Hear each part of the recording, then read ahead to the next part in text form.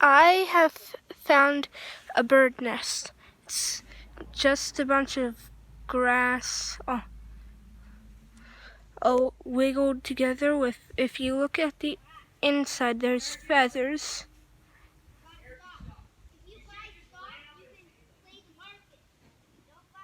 It's got a little bit of blue thread in it, just to see how threads and stuff made by people get all over in the environment. I found it 2/3 of the way to one of my friend's house under a tree. It's really neat.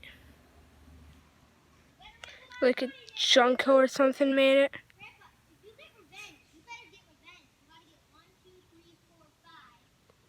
And then we have this Sing-It sign, which is just a pretty much just a rusted piece of metal.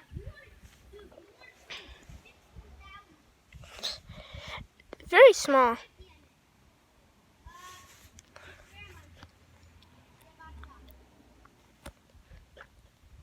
I think I should conclude this raid about now.